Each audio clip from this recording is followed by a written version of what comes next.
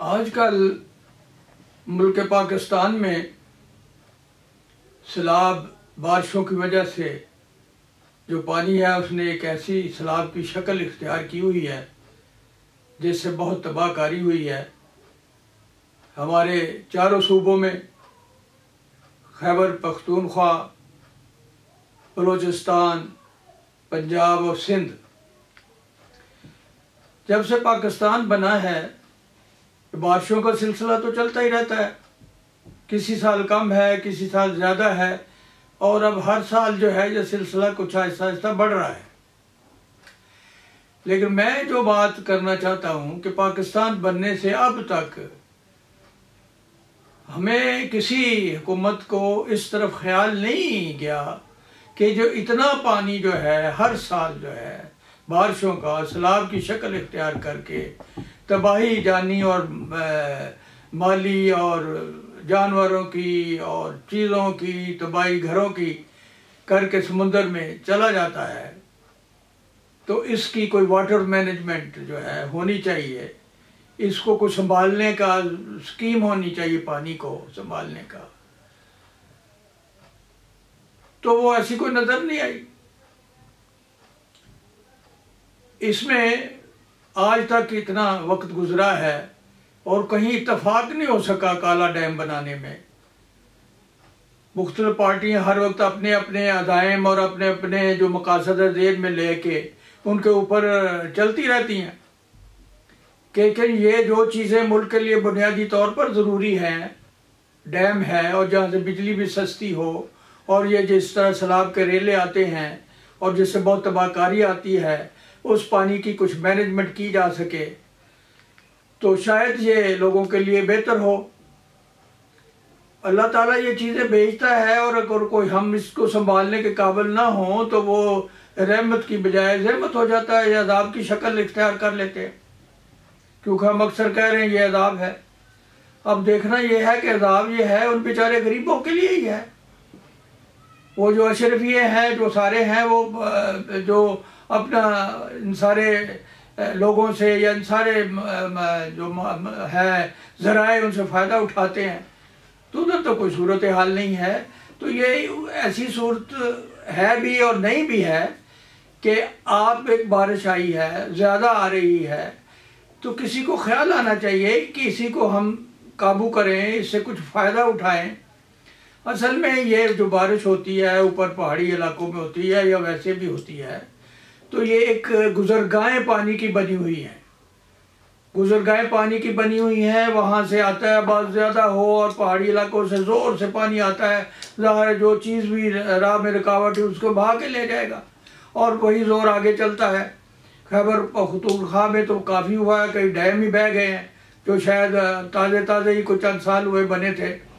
तो इसी तरह जो है वो गुज़रगाहें बनी हुई हैं।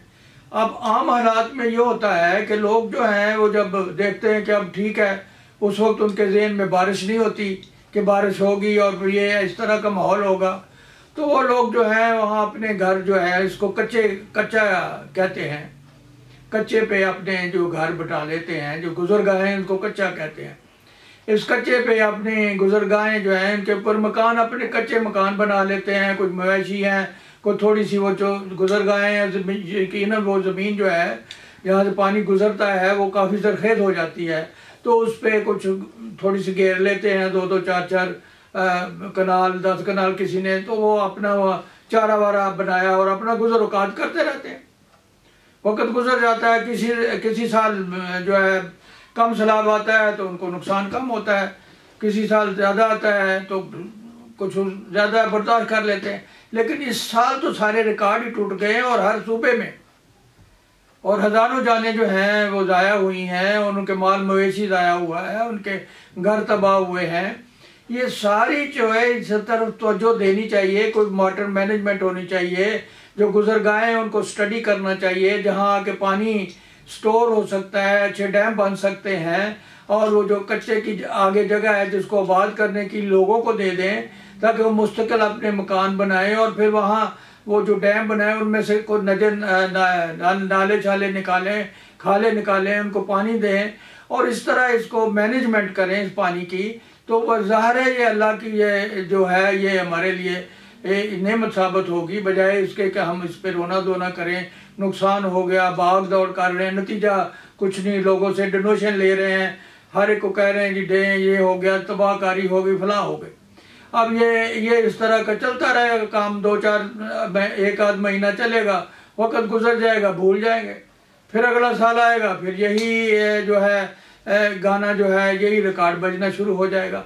तो मेरी इस्तदा है कि जो लोग जो हैं इस पे मुतय्यन इन लोगों की सोच पे, जो कमिश्नर वाटर मैनेजमेंट है या क्या होता है, वो इस पे गौर करे, इस पे सोचे, कोई ऐसे मंसूबे बनाए। उसमें ख़ास तौर पे इस पे चीन वालों ने बहुत तरक्की की है और अपने पानी को बहुत संभाला है, और यहाँ तो छोटे छोटे हैं, वहाँ तो बहुत बड़े बड़े डैम बने हुए हैं, बंद बने हुए हैं पानी को, और वो बड़ा उसको इस्तेमाल कर रहे हैं। फसल उनकी है, अब सारी दुनिया को वो सप्लाई कर रहे हैं। तो ये जब तक इसकी तरफ सोचा नहीं जाएगा कि ये जो वसाइल हैं इनको किस तरह आप चैनलाइज कर सकते हैं, किस तरह इनसे फ़ायदा उठा सकते हैं और किस तरह से अपनी आवाम तक इनको पहुँचा सकते हैं ताकि वो इस्तेमाल करें, बजाय कि ये एक तबाहकारी का बायस बने। तो मेरा ये सिर्फ इस्तदा है, इसको लंबी चौड़ी गुफ्तगू में जाने के लिए, काफ़ी ये लम्हा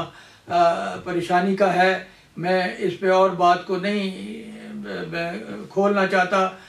कहाँ किसका कसूर है, क्यों है, कैसे है। बहरहाल जो लोग इस पे मुतय्यन हैं, जो ज़िम्मेदार हैं, इसके ऊपर गौर करें, और जो इसकी पानी की गुज़रगाहें हैं उनको स्टडी करें, उनके ऊपर कुछ ना कुछ बनाएं, जो लोग कच्चे में हैं उनको फ़ायदा हो और वो पानी आगे जो है वो इस्तेमाल हो सके, जो ज़ायद हो गुजर जाए नुकसान के बगैर, जो समुद्र में जाना है वो चला जाए। तो मेरा ख्याल है ना पानी का झगड़ा होगा। फिर उसके बाद जो डैम जो हैं ज़रूरी हैं, उसके ऊपर इत्तफाक़ राय सारी पार्टियां मिलकर कोशिश करें, अल्लाह उनको सोच समझ दे मुल्क की खातर, कि वो कालाबाग डैम है या और बड़े बड़े डैम 1-2 बनने चाहिए जो बड़े ज़रूरी हैं, उनकी तरफ जो कदम हमें उठाना चाहिए, ताकि ये पानी की तबाहकारियाँ जो हैं हम इनको तबाहकारियों के बजाय इनको अपने